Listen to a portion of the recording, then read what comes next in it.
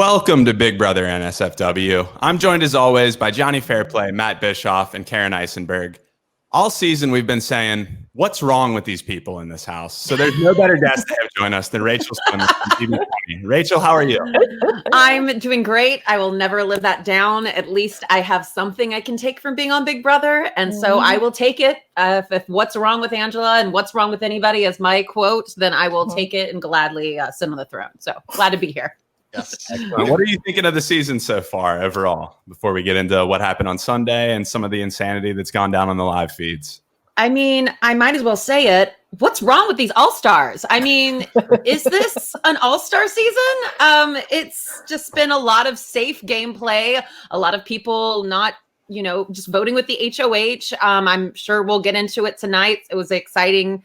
Looks like we finally have an exciting week on our hands, but yeah, it's just been a lot of what we don't like to see. One side of the house being dominant and the other side being picked off. So it's us. Definitely. So that's season 22 in a nutshell. And yeah, we'll see you next week. This is great. And yeah, it's been great. Please check out. I want to say something. Here's what I got to say, you guys. I am not a Big Brother fan per se. I do the Survivor NSFW stuff with Fairplay and Zach, and Johnny finally got me to watch Big Brother. So this All-Star season, I was expecting something amazing. And at first I was like, this is like Survivor, but in a house. I really was like, man, I'm into it. I really enjoy it. But the more that I watch, and I know some of these players that Johnny has told me about are fucking good players. And the predictability of what's going on this season is definitely a letdown, because it's kind of like there's been Survivor seasons like that where it's like, it's the whole season.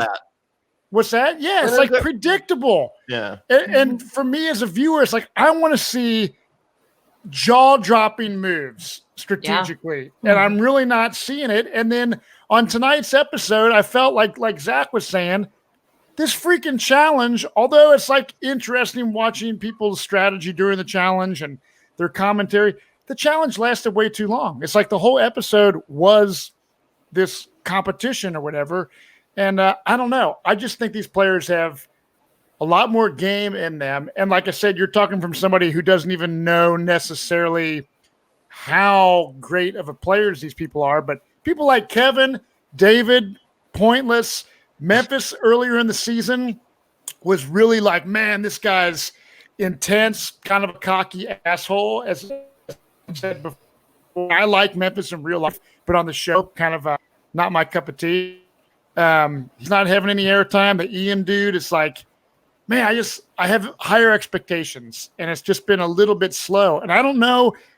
Tell me if I'm wrong, you guys. I mean, is there going to be a time in the next episode or two that shit starts getting really crazy or not? Next episode. Okay. Yeah.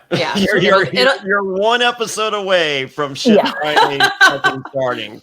So all that set up for that. So, but I will talking about this epic challenge that took the majority of the episode on Sunday night that we're watching, as epic as it was anticlimactic in that we're getting their diary room reveals and no one's trying to win.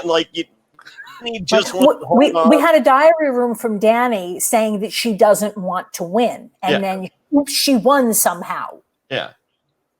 Well, I mean, but beyond, but no one was trying to win. Like Dani only wanted to outlast Tyler. Once she outlasted Tyler, she was just like, okay, I just can't drop immediately, so it doesn't look like I was just trying to hang on longer than Tyler. But once Tyler drops, then the others are just like, fuck this, I don't want to win. Mm-hmm. So we have someone winning a quote unquote epic challenge by default, which it's just like, just let the air out of the balloon, right? It's just like, all right, well, I'm glad I watched this for 35 minutes to see someone win that, I think Dani was overcome with emotion, knowing that, she was going to get the pictures from home and the letter from home and all that. But otherwise it was just like, oh, I won. Whereas Survivor, I don't think there's ever been a time in which someone has not wanted to win immunity. Right. Mm-hmm. I mean, Zach, is that true? I mean, is there a time you think that there was something that was just kind of like, eh? Well, I mean, you never want to step up and expose yourself as a threat if you don't have to. If you know that you're totally safe, why go snap off an immunity run on Survivor? Why win HOH on Big Brother? I think generally it's a good idea if you're in a good position to just stay under the radar. And so many of these people, because they're in a massive alliance, feel fine and they don't want to step up. And the ones who do, David, Ian, they can't pull it out. I don't know what to do when all the people on the bottom can't win a challenge or a comp to save their lives. So, Rachel, who are you liking this season? So, for me, not like I said, knowing these people from their previous seasons, like I like Enzo, can't stand Memphis. I like Dani.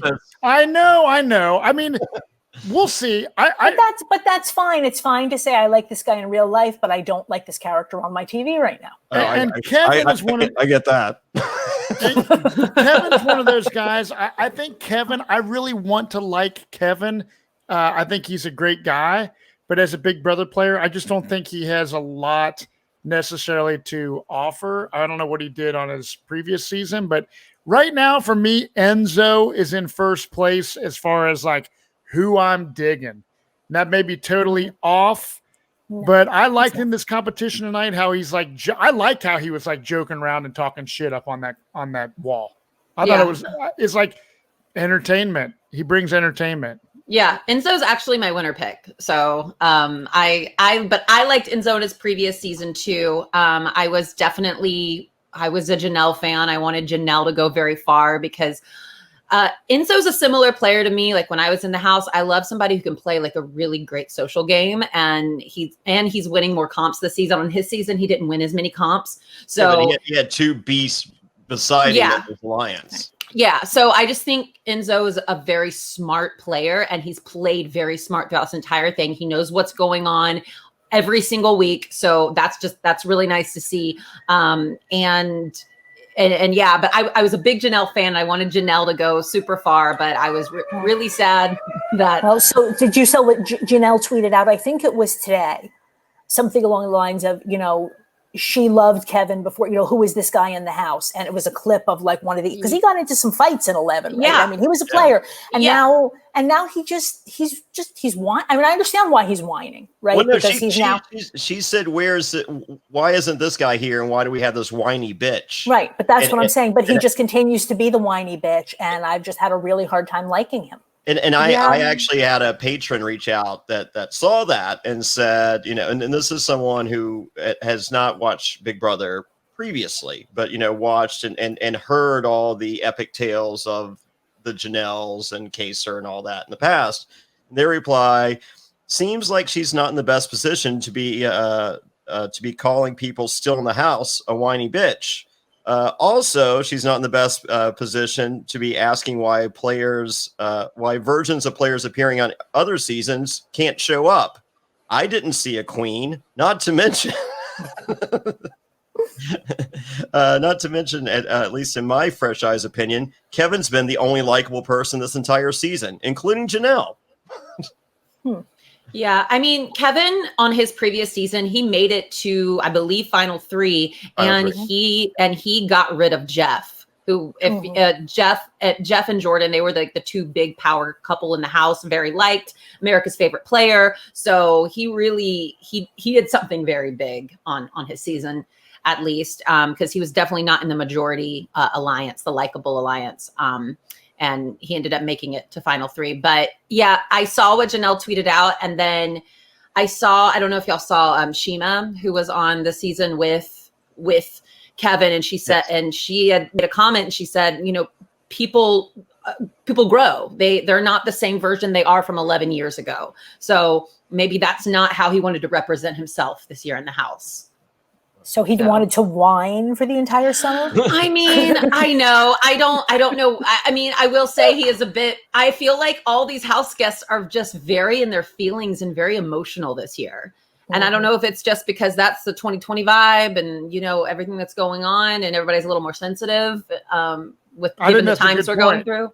Yeah. I think that's a good point. I think 2020 is so crazy that even though they're playing this game, it's not like normal life is going on in the world outside the game. There's, it's a crazy year, and subconsciously maybe it's, all the things going on with race and politics and all the stuff going on probably does weigh heavy on these people, knowing that, they're going to be out here on blast during one of the craziest summers in our lifetime. So I think it definitely heightens because he's emotional. I mean, and overly dramatic. It's like when he was like getting put on the block. I mean, it almost was like he was acting. He was so bummed. I mean, I would be bummed as hell if my name was called to go up on the block. But man, it just overly dramatic.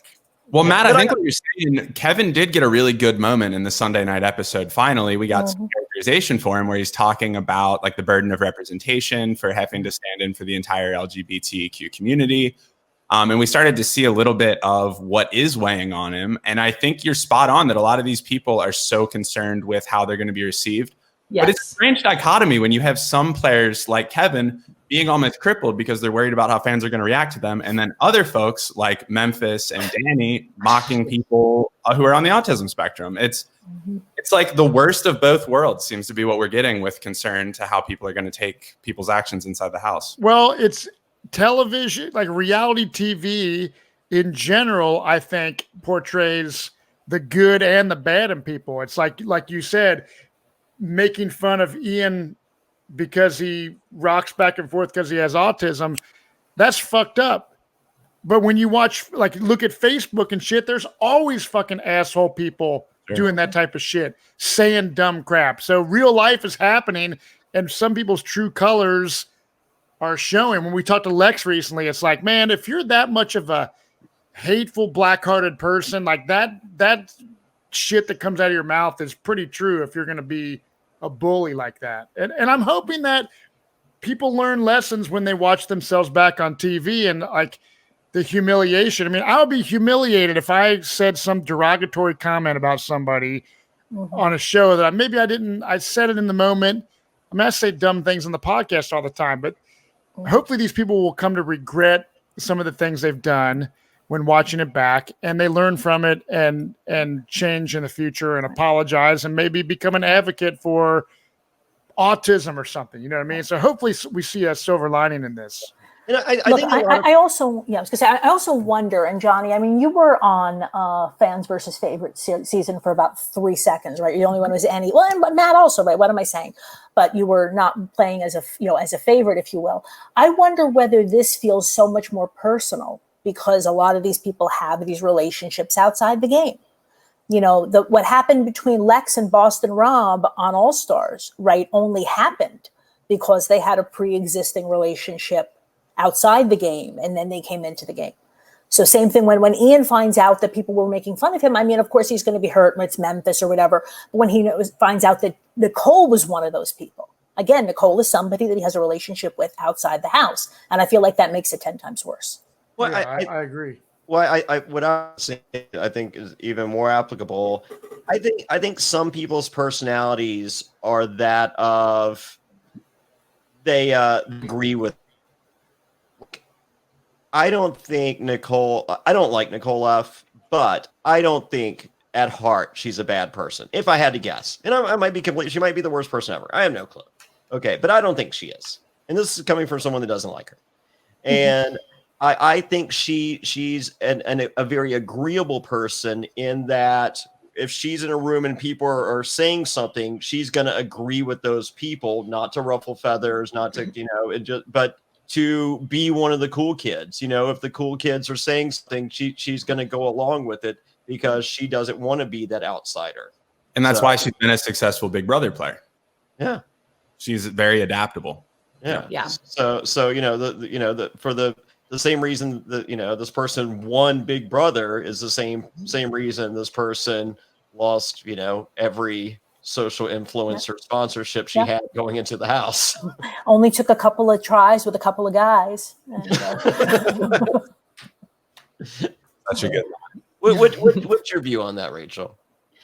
I mean, it's definitely not great that, what they said about Ian. And I do agree that I think that Nicole seems to be a go with the flow type of person. If these people are saying it in a room, she's just going to agree with it. I mean, I think once they get out, it's just hopefully when they get out and they see, what was said and what was, on the news about them, that they'll just grow from that and they'll go, yeah, that wasn't right for me to say. I shouldn't have done that. So I'm just hoping for the best for everybody, because it definitely wasn't, it didn't portray them in the best light, for sure. Yeah. And we had Lex Vandenberg from Survivor on last week, and he has a son on the spectrum, and he prefaced the conversation with, he thinks Memphis is a turd.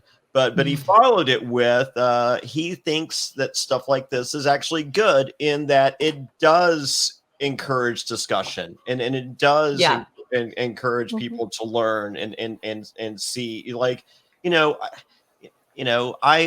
combated back with, I don't watch reality TV to see people hold hands and sing Kumbaya. I want a bad guy and I want a good guy. Most people want that good guy to root for. I, on the other hand, do not. But at the same time, that's what, like, these shows are supposed to be, cross sections of all these different kinds of people, and there's supposed to be conflict. So, like, I don't agree with, once again, I don't like Nicole F. And I hate the idea of an influencer. So I'm part one, but I just hate the premise. It's just like, so, but regardless, I don't think she should lose all of her jobs for sitting there, because I don't think she initiated the conversation. She honestly just sat nodded. I'll make an argument here that the difference is this is not just a regular job. Generally, I'm very much against anybody, calling up people's employers, etc. There's no place for it. In this case, though, because she is, a brand ambassador, right? Basically, she is trading on her image, right? That is her job. And so when you sully your image, right, by doing things like this, it's going to come back to bite you in the house, outside the house. I feel like, she should have known better. And it might mean at the end of this, she might have to actually go out and get a real job. And if that might be a very hard won lesson. Yeah, it could be the best thing that's ever, at the time when bad things happen. The best thing to ever happen to her. I don't think so. She seems ill-equipped for the real world. What did she used to do for work? She was a nurse. She's a nurse. Okay. Yeah. She could always go back to that. Yeah. So, does she make like a living as brand ambassador, or is it all smoke? She's making over six figures, but good six figures. Yeah, for sure. Yeah. She had fucking oil of Olay. Jesus Christ. We're selling hard-on pills here, Matt. And so that's they all dropped her. Yeah. Everyone dropped pretty her. much. Olay definitely did. I don't know about some of the smaller ones, but I saw that the day that it happened, 2 or 3 of them had already dropped her. Nicole was very liked on both of her seasons. Very, very well liked. I don't know how she's being perceived right now to the casual audience. I know Twitter is a whole different story. Twitter, very different. It's a whole different. It's a whole different. It's just a world of hate. Yeah. So I don't know how, but because when I watched the show, I've never met Nicole personally. But like when I watched the show, the first 2 seasons, I was a huge Nicole fan. So then when I go on Twitter and I see how different everybody is, I'm like, God, I don't even know how the casuals view it anymore. But I don't think Twitter is the casuals. No, for sure not. No. It's totally different without the live feeds too. Yes. When you're seeing her sit around and cry most of the day, it's a little different than the edit she gets, because she does seem really likable in the edit, and she's beloved across all of her seasons by casual. She is. One other person who was a big storyline on Sunday night that I want to really touch on, who is also beloved by all the viewers, is Davonne. I was so excited to see, with Bailey going home, Davonne is finally going to be freed in the other house guest perceptions to maybe play her own game a little bit here. And I was so excited to see how she was going to rebound. We see her first making a fake deal with Christmas. We see her throwing the HOH to continue to appear weak. She's pitching Tyler. She's making a lot of moves. What do you guys think about the fake tears? What's that? Really, really good fake tears. Yes. Yeah. Very good. Yeah. So no, I would love to see Davonne. I mean, like the likability of the remaining players. I mean, if Davonne's not one, she's top 3, super easy. I mean, and I think America is casual fans, Twitter, everyone is right there. I think she's playing like I think the best thing that could happen is Bailey leaving, because that, I mean, if you go in, I mean, like, yes, everyone has someone, but like, you know, the committee is doing a really good job of camouflaging that alliance. Yeah. Mhm. And Yeah. Davonne and Bailey, Davonne and Bailey were dressing alike. Yeah. We saw that several times, like even not last week, but the week before, neither of them was on the block. And they were wearing matching outfits on the Thursday episode. If you don't want to be seen as a pair, don't do stuff like that. Yeah. So, go ahead. No, Davonne, to me, at first, the things that, in her previous season, she hasn't played the best game. She didn't get very far in her first season. Second season, she made it to jury. This is going to be the farthest she's ever gotten on any season of Big Brother, which is really exciting for her and for all of her fans. But what I love that I'm starting to see about Davonne is she's starting to clock everybody. She's starting to have a better read of the house and what she needs to do to go further. Because I felt like she was kind of waffling there for a little bit, especially when she was getting a little too close to Kevin, and Kevin's reads are not that great. So so we're starting to see Davonne actually play Big Brother and play it fairly well. So I'm just excited to see, Davonne go far. I mean, she's an underdog right now. And we want to see the underdogs rise up now. Yeah. No, and I agree. I've always loved her, even though she has not done that well in the other games that she played. Because I remember in 17, the thing that really got me was that she's the one who clocked Liz and Julia as being twins. Yes. Like she started referring to one of them as Thickums. Yes. And I'm looking at the two of them, and I mean, one of them must have weighed, 3 pounds more than the other. Yeah. And, Didn't and the Johnny fact Mac, that I thought Johnny Mac outed them. I thought Davonne was the first one. Davonne and I don't know if that was the season she was on with Jason, but she also knew about Vanessa Russo's sister. She clocked that like day one. So now Johnny Mac might have yelled about it louder. So. I love Johnny Mac. Why is he not on this season? I don't know. He would have been one of my top picks. Rachel, have you met Johnny Mac?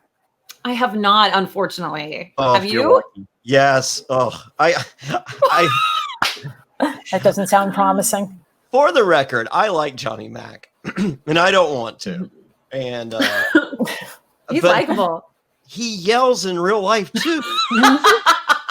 And he blames it on he goes, the drill all the time, you have to. And I'm just like, I'm friends with multiple dentists, and I go to a dentist, and they don't yell all the time. Oh, I didn't know that he did that in real life.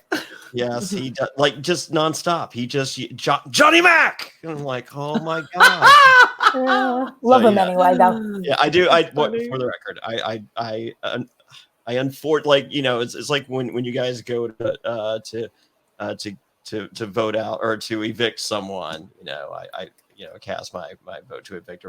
I regrettably like Johnny Mac. I'm sure he'll appreciate that.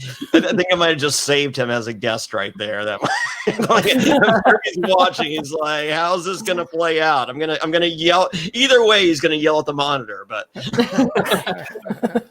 I mean, Davonne, closing out on her, I think she's removed herself from a number of people's hit lists. I think that it's not coming for her. I think a lot of people now have bigger fish to fry. So very excited that she might be able to squeak by as an underdog. Rachel, you played with Tyler. I did. He's had an interesting week or so. What are your thoughts on his game and what has become of his former game? I think that he genuinely wanted to leave. I do think he genuinely wanted to. I could see it in his diary room sessions, the way he was speaking. Like my heart actually broke for him, because I was just like, I feel like he's just really going through it. I know for a fact that they did have a rough time after the show. I mean, you always, especially when you're a sensitive person like Tyler is. He's very sensitive. I'm a sensitive person, which sucks. So I guess I can empathize and understand. So clearly not the best move to, you never offer yourself up. But like I said, I think he genuinely wanted to go home. And then I think he couldn't go home. And then he kind of realized, oh crap, I got to get myself out of this. And so he did it the best way he knew possible to get out of it. But, I mean, the way that things are looking right now looks like he's, and I'm sure we'll get into it too, but, he's on the block and it seems as if the tides are turning in his favor. So if he can pull that off this week, he's going to make it pretty far. Yeah, and I'm astonished. We know Tyler is very, very good at this game, but like I said, trying to go home and then taking it back. Yeah. But again, he might be the kind of player who can pull it off. He's so good in that one-on-ones. He might be able to talk everybody off the ledge. He really is. Even when I see him talking with people on the feeds and I check in here and there and I'm just like, he's so good. Like he's just he just has a way where you just trust him. And that's what happened in my season of Big Brother. Everybody trusted him. He had final twos with everybody, was friends with everybody. I mean, and even people knowing that about him, they still went in on this season. And we saw in one of the first segments of the season, everybody was wanting final twos with Tyler again. Yeah. So he seems to have this like charismatic way about him. And I know, cause I lived with him and I know that about him. He just seems very unassuming and he is a sweet person. So, but he can also be very, he's also good at Big Brother, and that's also very scary. Is he smart? Like he doesn't strike me as super smart, but the fact that he comes across as so genuine, it makes up for that. Am I getting the right read here, or is he like deceptively smart? I mean, I don't know. I didn't really have very deep conversations with him in the house, but I know, Angela's very smart. Angela has like multiple businesses and she's really good at what she does. And the fact that I guess they're together, I would assume, I feel like Angela's a very smart person and like maybe he won't, you know what I'm saying? Well, smart girls like little boy toys. So, I mean, like, I don't know. But I mean, I think Tyler's smart for sure. Okay. I mean, as I said, I don't think he's a genius, but I think his genuineness really carries him so far. Yeah. And so. But how do you think he would do in Survivor, Johnny? I was talking to my wife. I'm like, I think he would be really great. I think he would be like for everyone that has previously rooted for Joey Amazing to win Survivor or Ozzy to win Survivor. This is that same character, but could win. Yeah, that's kind of what I was thinking. I was like, when he's like got water all down his hair and that challenge, and he's holding on. He's like, I feel like whatever he said, like a gargoyle up here. I'm like, that dude would be a badass on Survivor. Like, I wish I could see him play the game of Survivor because he looks like a mix between Joey Amazing, Ozzy, a little bit of Tyson, a little bit of this. I just think that he would do well in a game like Survivor. Would Tyler be your top pick for Survivor, or is there anybody else that you've watched this season that you're like, that person should do Survivor? Well, it's fun. Ian reminds me of a guy like Cochran. And then, I mean, honestly, like, I think Enzo would be entertaining on Survivor. Tyler, man, I'm trying to think. I think Janelle would be great. Well, Janelle wants to do Survivor. So that'd be great. I think Cody would do well. I'm not saying he'd be fun to watch, but he would do well. He's a murderer. He would be a great early boot. I mean, if we need him, like if that's what you guys want to see, I would love to make that happen. Throw his hair out a little bit more before he goes on Survivor, though. It was looking pretty rough when it was all wet in that comp. He needs another like 6 inches or to cut it back down. But I think he'd be awesome. Yeah, I do too. Yeah. Awesome. So Dani is HOH. I think we can just kind of cut to nominations and then we'll take a quick break and get into live feeds. She puts up Kevin and David. What are your thoughts on Kevin and David being the two noms here? This seems like another safe move. I don't know if you're dreaming something bigger here. That's what she was instructed to do by the committee. We heard, we saw on the show Cody instruct her on what to do, which I'm guessing Memphis instructed him, but For some reason, Memphis doesn't get any airtime whatsoever since the first week of the show. so I'm just guessing that Memphis told Cody to tell Dani. Yeah, It is just very predictable. The same as and like I'm not even, like I said, somebody that's an expert on watching Big Brother, but every time. You're gonna love the second half of this podcast, Matt. Get ready. Okay. Well, I can't. Yeah, you will. Hang on to your short hairs. Get ready. Yeah. This was it. Yeah. I mean, just like you said, this is expected. This is what the big alliance wanted to do. And she didn't really have any other options because she's aligned with literally everybody. So when you're aligned with everybody and you win HOH when you didn't want to win HOH, it was just like when Christmas won. Christmas didn't need to win last week. And she got a lot of blood on her hands, and now Dani has a lot of blood on her hands, and this is only making Cody and look better, and taking the spotlight off of them. This is now it's on Dani. So yeah, it comes full circle, like we were saying at the beginning. Why would you not want to win a comp? This is 2 weeks in a row. I think people have made a target out of themselves by winning a competition they really didn't need to. Yeah. Let's take a quick break here. A word from our sponsors, and then we'll come back and shock Matt with everything that's been going on the live feeds. This episode is brought to you by Magic Spoon. And let me tell you, I'm about to turn 30 years old. It's about that time I start cutting down on carbs, sugar, unhealthy food. And I realized I basically can't eat anything anymore. That's where Magic Spoon comes in. Tell them about it, Johnny. Oh, man. 0 grams of sugar, 11 grams of protein. That's right, 11 grams of protein and only 3 net grams of carbs in each serving. What am I talking about? Magic Spoon. 4 delicious flavors previously: cocoa, fruity, frosted, and blueberry. What was my favorite? It was the frosted. But boom! What am I looking at right now? This is the greatest week of my life. I'm looking at brand new peanut butter Magic Spoon and honey nut. Oh man. Tomorrow I'm having both. I am so excited. I'm breaking all the rules. You heard me correct. 0 grams of sugar, 11 grams of protein, only 3 net grams of carbs in each serving. It's keto friendly, gluten-free, grain-free, soy-free, low carb, and GMO free, and taste amazing. The most important part, honestly, too good to be true. You can join me, be like just me, try those new flavors as well. Where do they go, Zach? Go to magicspoon.com/survivor to grab a variety pack and try it today. Be sure to use our promo code SURVIVOR at checkout to get free shipping. And Magic Spoon is so confident in this product, it's backed with a 100% happiness guarantee. So if you don't like it for any reason, they'll refund your money. No questions asked, but you're going to like it. That's magicspoon.com/survivor and use the code SURVIVOR for free shipping. We thank Magic Spoon for sponsoring this podcast.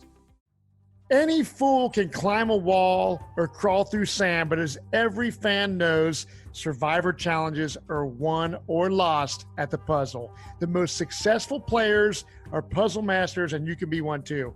Fair play. Perplexers Puzzles creates handmade miniature replicas of many of Survivor's greatest and most challenging puzzles.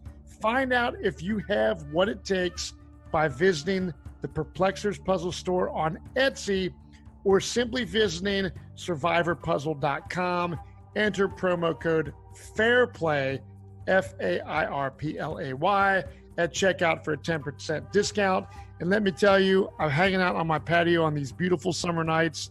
I have Zach Hacker coming over to my house, and we did the fire puzzle, the season 40 puzzle. I got the tree puzzle, and Zach was like, dude, these things are fucking awesome. So if you are a fan of Survivor, as Zach is, and I know he has a true, authentic Survivor puzzle that I have personally done, these Perplexers puzzles are the real deal. So go to survivorpuzzle.com right now, enter promo code FAIRPLAY at checkout for a 10% discount, and I promise you, you will not be disappointed.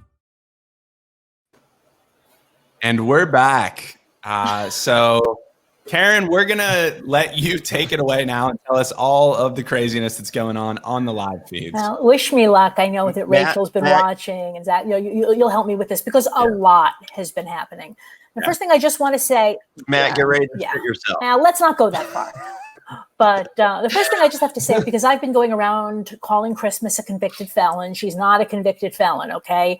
She was charged with a felony when she used her Mercedes SUV as a battering ram against her baby daddy's girlfriend's car right? But what she pled down to was misdemeanor criminal mischief. Okay, so she is not a felon. Again, I went to law school. I want to be steady about this. On the other hand, she's still probably not somebody that you want to necessarily piss off. But I think everybody in the house probably already knows that about her. But Query, I mean, maybe that's why she was able to do the show, because I have been thinking, like, how did they put her in the house? Do you know what the rules are, Rachel? I mean, this is not really what we're here to talk about, but I'm just curious. You know, I mean, they do a background check, but if something comes up, you just kind of, you have to explain it away in a sense. You'd be like, this is why this happened. Right. I was charged with trespassing when I was like 20 years old, and they were like, "What is this?" And I was like, "I jumped a hot tub." And I was like, "I went to a hot tub." So I would have dropped the charges if you had trespassed over here, Rachel. Thank you. You would let me go to your hot tub. So yeah, I mean, and I'm not. I don't know. I think, but I guess they thought that she could keep her temper under control, and they were wrong. Yeah, clearly. But that's who I'm I mean, like, you know, we were everyone was going nuts when this cast was announced. They're just like, oh my God, how could you put Christmas in the house? She tried to run over someone. That's the first person I'm casting, is the person that tried to run over someone. Like it's just like, hey, like, you know, who do we have? It's like Janelle's like, okay, Janelle. It's just like, did you hear Christmas tried to run? I'm like, oh, well, Christmas is on my list next. I mean, right. That's how I cast. I don't want someone that doesn't run over people like that. It's just like, hey, has Jeff gotten in any trouble? No, he just happy. Cross him out. But do you really want to take 16 or 20 people who are all like that and put them in the house, or is the real trick that most of them are normal and you just put a few hotheads in? You put a few that's how you cast reality television. You have a cross section of America, and you have some normalcy, and you have some crazy. So there, I mean, like look at any cast of Survivor. When they cast Survivor, they cast 3 to 4 people that they want to win the show. Right. They cast 3 to 4 people that are your first boot weirdos, and then the rest is normalcy. That is how you cast reality television. Right. But I mean, like, I know that last year, you know, with 21, same thing, that they got a lot of flack for casting Jackson Mitchie. In that case, it sounds like he just lied on his application and they didn't do enough research to figure it out. But there's a certain level of crazy makes good TV, and then there's a level of crazy that makes less good TV. And I thought with Christmas, I thought that, you know, a felony assault conviction might be kind of over the line. But Johnny, you're saying, no, bring her on. No, first ballot, no problem. So, minus her shitty tattoo, she's very attractive. She was my winner pick in 19. I've gone on record for that. And you were my winner pick in 20, Rachel. So you see how well I'm doing. I'm not so good at picking Big Brother winners. I know. Never mind. I won't go there. I was like, I always like to toot my own horn and be like, had I made it past that week, I would have gone so far. So you weren't way off. It was just me. Right. I just self-imploded. It's fine. You were not the first. You will not be the last. No. It's totally fine. All right. So we have the nominations of Kevin and David. And we know they tell us at the end, they do remind us that David has the disruptor power. Yes. Okay. And I think a lot of people were confused by this because they thought that he was supposed to play it right then. And so even after the nominations happened, all these people were reacting, say like, well, here we know David is stupid, but why did he not use the power? Right. No, he's not that stupid. He's not that stupid. The way it works is I think it just has to be used before the veto. Yeah. Correct. Right. So David, does know at a certain level what game he's playing because he did pull himself down. Okay. Thank God. Yes, thank God. And Dani put Tyler up. Okay. So that is step one. And even before we get to that, one other thing that happened just after the last episode, I don't know how big a deal this is because I haven't been really able to trace it.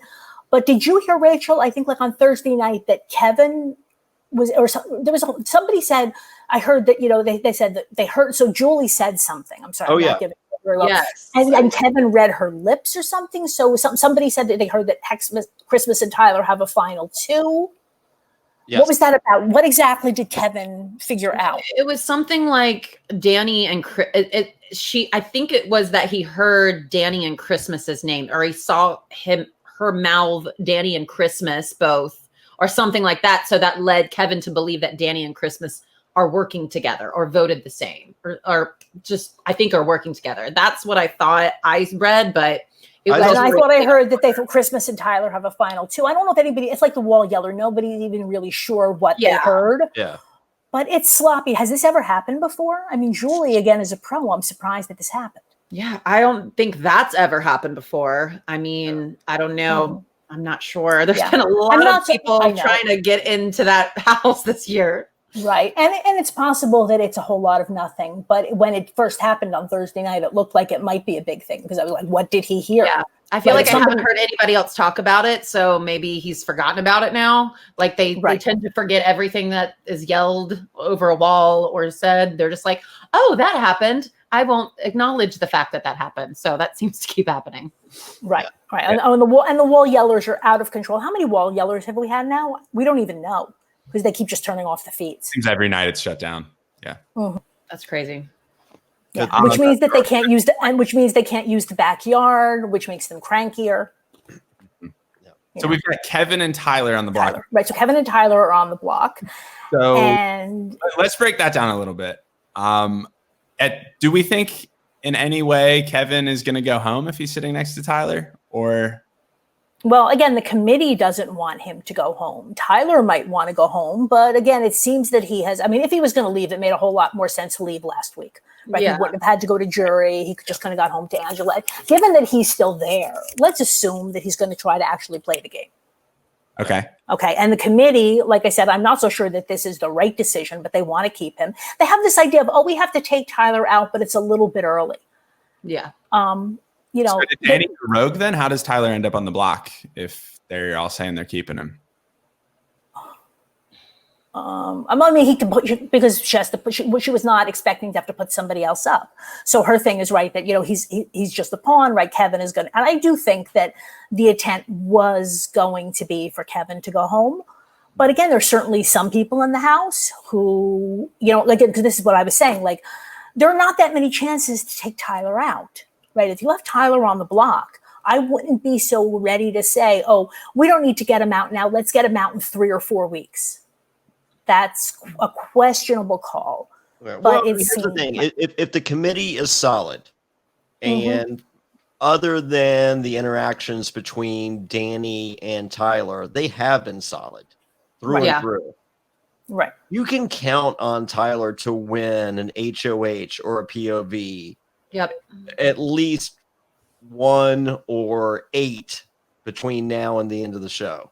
Right. That's why I'm saying I think there's an argument for when, it's jury already. Tyler's on the block. Get him out of the house now.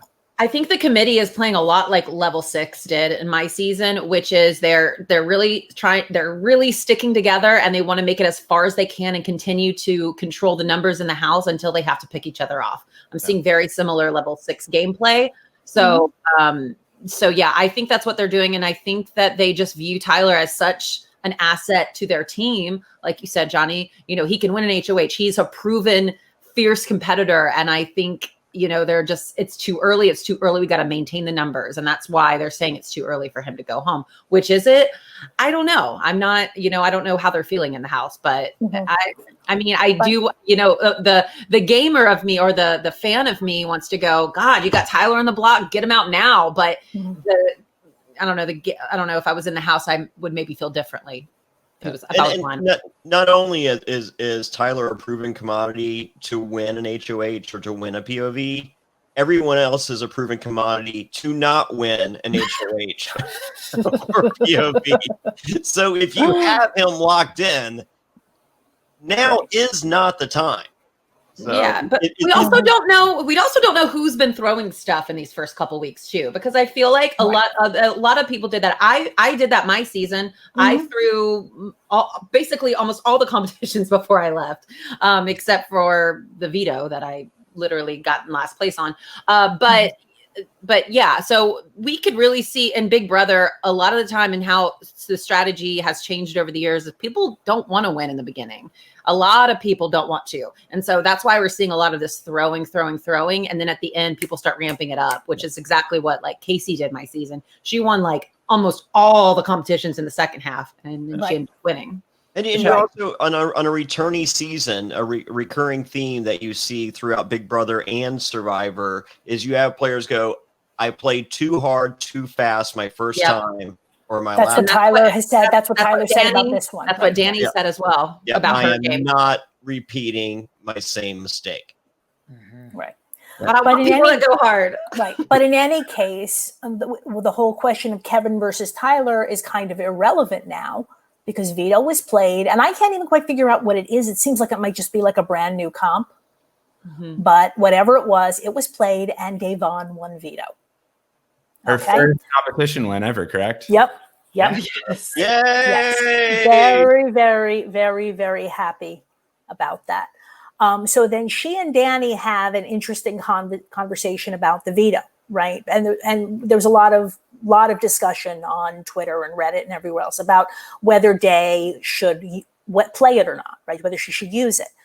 Because people were saying, well, she shouldn't use it because, now she's building a relationship with Dani. And if she uses it, Dani's going to get pissed. So, and then others saying people, that Day, she's not really part of the Cool Kids Alliance. They're not really going to protect her. She should just keep herself safe.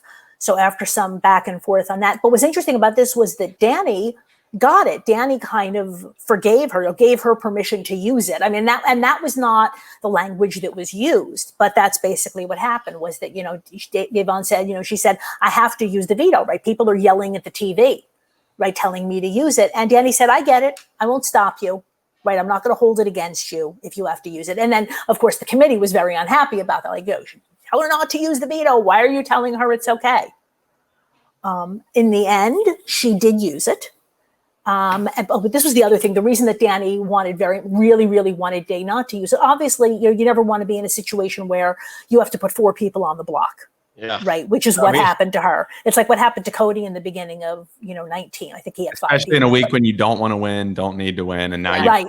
And then she ends up having to put 4 people on. She really wanted you're showing your cards, like if someone's potentially thinking, I was right, I don't think anyone thinks Memphis is working with anyone. And, the first thing Julie Chen will tell you, Julie Chen Moonves will tell you the second you get out. And Memphis was behind it all. I know. Right.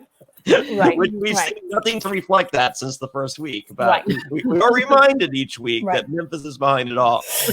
So there's always an issue with that about having to put multiple people up, but it's even worse this year, right? And this week particularly, because of let's go back to what we discussed last Thursday about the whole thing with them making fun of Ian. Right. So since the Thursday night episode, it seems that Nicole and Dani got a heads up from the diary room that was noticed and it's not great. So the next person Dani would have liked to have put up was Ian. But earlier in the week, even when they were talking about the noms, because there had been some discussion about putting Ian up, right? Initially as veto replacement, whatever. And she just said, I can't. Ian is like my new untouchable. I will not put Ian off on the block. And that's only because of what happened with the whole discussion and then the warning from the DR. So it was going to be really interesting to try to explain this to people about why Dani wouldn't put Ian up. I was really interested to see how the show was going to portray that because obviously they're not going to tell us the real reason. Yeah. But in the end, since Day does use it, and she did not, the commission is not committee, whatever the hell they're called, our committee. I can't even keep it straight anymore. The commission is just the 2. That's right. And the committee is the 6. The committee is the 6, whatever. The commission t-shirt available at johnnyfairplay.com. With every t-shirt purchase, you get a phone call from me, Johnny Fairplay, thanking you for your purchase. Of course. But anyway, so lacking any other options because all of these other people in the house, right, are clearly people that you can't put on the block, even though they're here to play Big Brother. So she put Ian up. So now we're looking at Tyler versus Ian going into Thursday night. How insane is that, Matt? It's insane. I hope I did a decent job of trying to explain it because it's been a long week. I'm like, it's been a dang, long man. week. I wasn't expecting There's to hear other little part of this also that I didn't flag, but like there's this conversation between Day and David, right? And Davonne comes out saying, "I hate that man." Right. I mean, they're really not have much use, but they're stuck with each other, right? Because neither of them have, especially Davonne said that about David. So I hate that man, right? But she also doesn't have any other allies. So yeah. And that's about it. She's just quoting America. Yeah, no, but I see this as like this could be like a new rom-com, right? Because I was kind of shipping this at the beginning, and it did seem like there might have been a little bit of interest, and now they hate each other. But I'm thinking that same thing, like, but they have to work together because neither of them have that many allies, and they both stay in the house, and then they fall in love, and they live happily ever after. And we decide that David wasn't that bad after all. So anyway. Do you guys like this twist? So in Survivor, when they have things like the idol nullifier, and a lot of Survivor fans are like, bring it back to basics, all these twists. But I think in a situation like this, David, him playing whatever it's called that he plays, the disruptor, makes it exciting as a viewer for me. Like the fact that Kevin and David are up, and then all this craziness goes down, then Davonne this but see, Matt, maybe one of the biggest differences between Big Brother and Survivor, the people get so upset with Survivor, like when they did the fire challenge at Final Four, whatever, and everybody got upset because generally Survivor is a game. Most games are such that the rules are set and they're not supposed to change in the middle. Okay, whereas on Big Brother, the slogan of Big Brother has always been expect the unexpected. Expect production to step in. Right. But it's part of the game, right? The fact that there are going to be twists is part of the game. And so therefore, right, given that that's already assumed going in, then this can really shake things up. Yeah.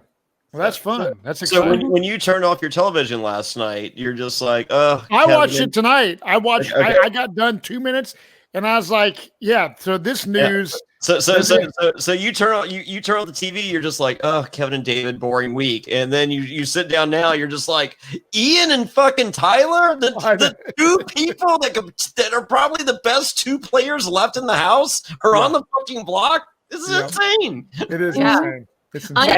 Unintentionally, Dani is having a great week for the viewers. Great for breaking up the committee because I imagine Nicole is going to be pulled to try to save Ian. You're going to have members of the. That's what we're trying to figure out because this could be a very, very close vote, right? I would say 24 hours ago was a whole thing about if Nicole decides to save Ian, right? Which again seems likely, especially given that, she got the warning from the DR. And there's been some other stuff on the feeds where Nicole has not missed an opportunity to talk about how much she loves Ian in the last few days, right?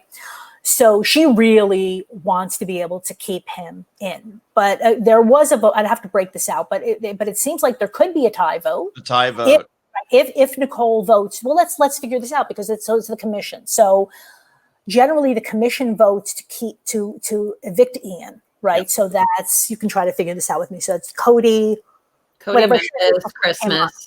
I should have done the math before I got Kim on the show. It's 4-4. Yeah, it'll be a 4-4 tie, and then Dani would have to break the tie. And again, then she would have, if she wants Tyler to go home, I think, but she doesn't want to be, but she wants to keep that vague, right? She doesn't want to have to show her cards. And if it is 4-4, then she's going to have to. But that's probably going to be the only way I think that Tyler goes home. Yeah, I don't think that's going to happen. I was going to say, that's why I said 24 hours ago, I thought it could be close. Now it's probably just going to be, unanimous or unanimous, except Nicole voting to save Ian as a pity vote. Wow. Which is unfortunate. I love Ian. If it is a 4-4 tie and Dani chooses one, this could be the worst HOH of this entire season for a single player. We've been given weekly HOH grades. This might be the first F. I mean, It's pretty bad right now. As a viewer, I'm giving it an A because I'm like, it's an A++. But I'm like, woo! But what happened? And I've been saying this all season, but especially this week. What the hell happened to Dani Donato? Yeah, I mean, where's that cutthroat Dani? She said on the live feeds that she didn't want to play like she played, and I believe it was 14. She didn't want to play like that because she went too hard, too fast, and it got her out of the house. And I think Dani has such a strong love and passion for this game. She wouldn't do podcasts. She wouldn't do anything because she didn't want to speak about Big Brother negatively or do anything to jeopardize her chances of ever going back on an all-star season. So that's why she's been very tight-lipped. And I just think that she truly just wants to win this game. So it's a devastating week for her. Right. And but if she wanted to, why the hell did she win this week? Because they jumped off too fast. She was like, I'm about to jump off, and then they just jumped off, and she's like, oh. It was like someone threw a grenade so fast. The last one to jump off the billboard, right, ends up being HOH. Yeah. No, it was like someone threw a grenade, and Dani didn't see it. Exactly. So. And it makes perfect sense because, Cody didn't want it. Cody's smart enough to know he doesn't want this either. So he jumped off, right? Everybody's jumping off. Yeah, even Dani's best friend's like, oh, sorry, best friend. I think she should have counted to 10 and then jumped off as soon as Tyler fell. And that would have solved this. Yeah. Because she's ending up, you want to talk about not, showing your cards, right? The showing your cards that's involved in just jumping off right after Tyler goes out, as opposed to the showing your cards where you have to actually break a tie, or you have to, or whatever. I'm upset with all these people. I love Enzo. I love Day. These other people are pissing me off. Yeah, let's talk Enzo real quick before we go. Everyone's loving Enzo. He's such a breath of fresh air on this season. I have to say, I don't do impressions, but I did come from New Jersey, and I do feel like I might have the Enzo impression down. Let's hear it. Yo, that's it. Yo. You gotta do it slower. Right. Yeah. That's bro. it. You're right. I talk too fast. Yeah. Bro, man, these girls. New Jersey, don't. Have you guys heard the story on how he got the name Meow Meow? No. Oh. Yeah. Didn't they talk about it on the feed? Didn't we talk about this? No, we have not talked about it on the feed. Okay. Yeah. Is this a TVMA type of Yeah. Okay. Yeah. I love Enzo, and this is what I've said about Enzo. The thing about this all-star cast, which everybody's great. I've said it before. I think these are characters that are like the supporting cast, the cast that we're not getting the kind of bigger personalities that we were expecting. We're getting a little bit of the supporting cast, which is fine, giving them a chance to shine. But in that sense, Enzo's the only one with like that kind of over the top personality, that comedy that, is lacking. We get so many amazing personalities and comedic people that come on the show. And then Enzo's basically the only one. So he's able to get a lot of screen time because of that. And I'm very jealous of him because I was on a season with way too many personalities. I got overshadowed. So I heard your Enzo. I know that you do impressions, Rachel. Are there any impressions you have for the rest of the cast? Oh, well, I did. I did my Nicole Franzel when I was on Rob Cesternino's podcast, and Ian's my best friend, and I won, and I want to be the second winner of Big Brother, and that's it. That's the only one I have, and then I have Enzo. Bro, what? Oh my God, these girls! I'm just trying. I forgot these girls. No, he was my favorite conversation that he said on the live feeds. He was like, yo, I was in quarantine and I was in sequester, and then all of a sudden they put me in a house with like no single chicks, and I'm like, I'm horny. So, he's like, I can't get laid. So yeah, that was my favorite Enzo conversation. Rachel in a Jersey accent saying I'm horny. Perfect. Here's the Enzo nickname story really quickly. Oh, okay, here we go. Enzo said during last call when he was around 25 years old, he picked up 2 women with his friend from a bar. They got into his car and one of the women farted loudly and tried to blame it on Enzo. He denied it, and she finally told him, whatever, meow, meow, meow. Enzo has been going by the meow, meow ever since. That is amazing. It is based on a girl farting in his car. And blaming it on him. That's great. Oh, that's awesome. Perfect. Yes. All right. Where do we go from here? Why? How do I see a T-shirt with a cat farting? And I don't know. We'll get there. And it says, yo. Yo, these girls. I know what I'm doing next time if I ever meet Enzo. I'm gonna do that. I'm gonna reenact that story and see if he's like, what? I'm like, yeah. Wow. You get a trespassing charge. I'm gonna use my fart app. It's not gonna. Yeah. I have an app for that. And on that note, anyways, yeah. awesome. So Rachel, tell us about your podcast before we let you go. It's called Outside the BB House, and it's Outside the BB House on Twitter. And so basically the concept of it was I was inside the house, and my co-host, which is Bryce McClay, he was outside the house. And so, because he was Julie Chen's assistant for two years on set. So Julie Chen Moonves? Yes, Julie Chen Moonves. Yes. Okay, thank you. And so I was confused. I wasn't sure if there was another Julie Chen. Yeah. So yeah, we do the podcast together, and it's really cool. We have a Big Brother. We bring on a Big Brother, ex Big Brother house guest. We want to bring on some other people too. I think like Mark Long, that was on the challenge. I've been in talks with him to come on the show because he's a huge fan. I'd love to get some more Big Brother super fans on the show. So if anybody here, if y'all want to come on. So it's, yeah, we just talk about the live eviction every Thursday after the show. Cool. Right Yeah. on. Awesome. Well, I don't do anything after the live eviction on Thursday, so I'm. Wait, but y'all have your show, right? Yes. We do. Yeah. I don't know. Okay. All right. Well, then never mind. Well, no, do you do East Coast time or West Coast time? Well, actually, this week I think we're doing a different time zone because one of the guys couldn't do it West. We do it East Coast. Typically. Yeah, typically. But I think this week we're doing it West Coast. So there, Okay. it's different. Well, there you go. I'm available for West Coast. Okay, awesome. There you go. So I'm throwing my hat in the ring. Okay, we have Andy Heron this week, but we'll be in talks for weeks to come. Yes. I don't know if I'm going to make it to ours this Thursday.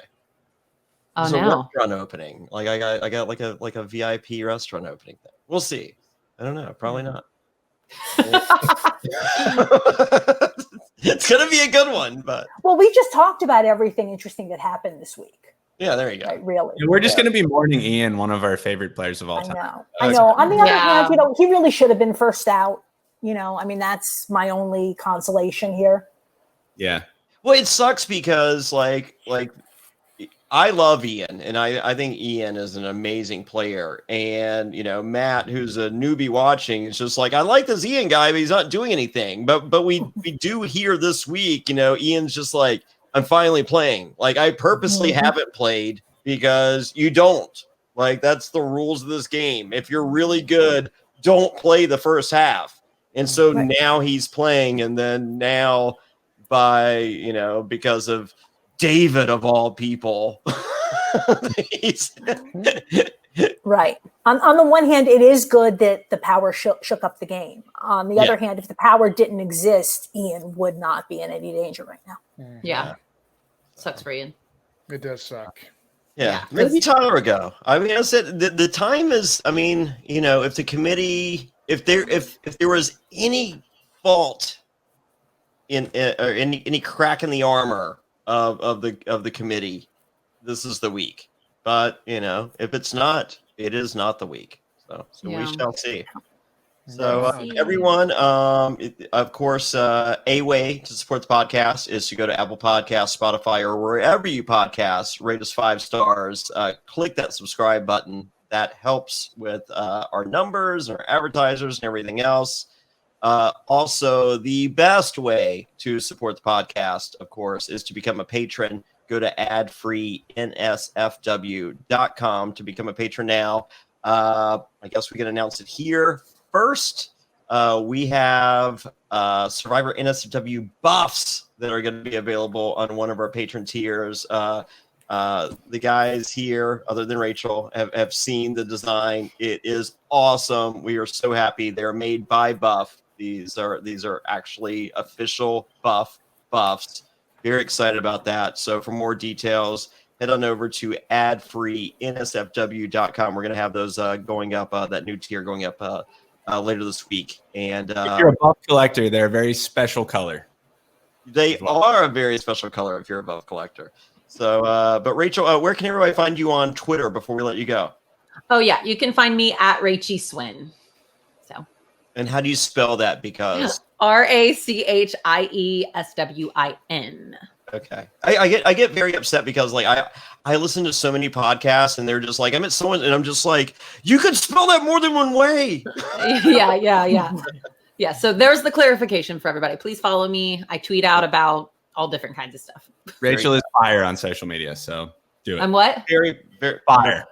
Oh, well, thank you. Well, I just followed her on Instagram, and I'm gonna have to show my wife, like, check out this chick, man. Your wife might have an opinion about that, but Instagram's popping too. I have my phone's broken, so I haven't been on Instagram lately. But yeah, it's fire over there. TikTok's where it's at for me, but I like to TikTok.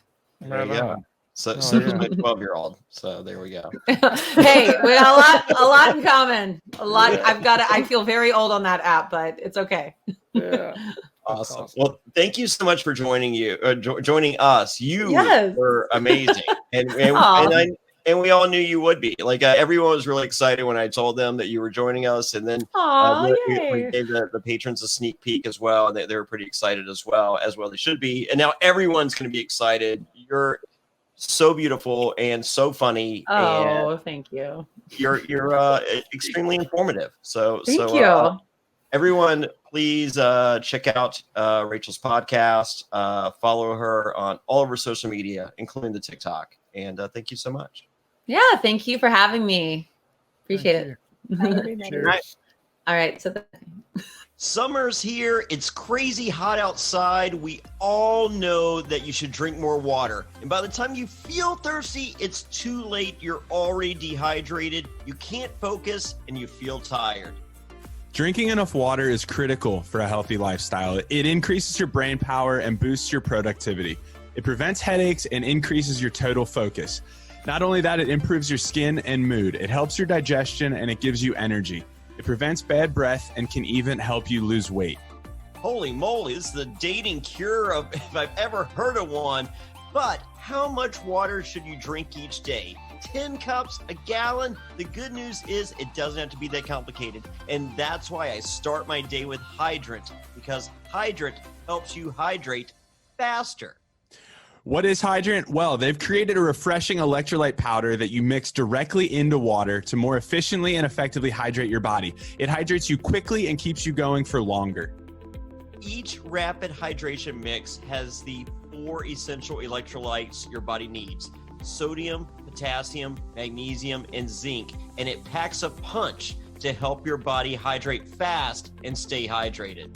And if you're looking for that extra boost of energy, there's also Hydrant Plus Caffeine, which contains 100 milligrams of caffeine, all from green tea. And Hydrant is backed by research. The formula was developed by an Oxford scientist. It's also loved by pro athletes like yourself, Johnny Fairplay. Oh yeah, did I mention first place in the men's masters in my last 10K? That's right, thanks to Hydrant. Top performers, celebrities, and thousands of 5-star reviews. It's made with real fruit juice powder. It's delicious and refreshing and comes in a wide variety of flavors, including new summer-friendly iced tea lemonade and fruit punch. I'm loving the fruit punch, but I go back to the blood orange. That's my favorite. And winning a 10K thanks to Hydrant is all the proof I need. Not only that, though, it's also backed by a 100% satisfaction guarantee. So if you don't love it, send it back for a full refund. You really need to try it for yourself to see what I'm talking about. It tastes incredible and it works. Hydrant starts at just $1 a packet for a 30-day supply, and you can save even more with a monthly subscription. But Johnny, tell them what kind of special offers we've got for them. We got a special deal for our listeners right now. Save 25% off your first order. Huge, 25%. Go to drinkhydrant.com/survivor and enter our promo code survivor at checkout. That's drinkhydrant.com/survivor and enter promo code survivor for 25% off your first order. drinkhydrant.com/survivor, enter promo code survivor to save 25%. And we thank them for sponsoring the Survivor NSFW podcast.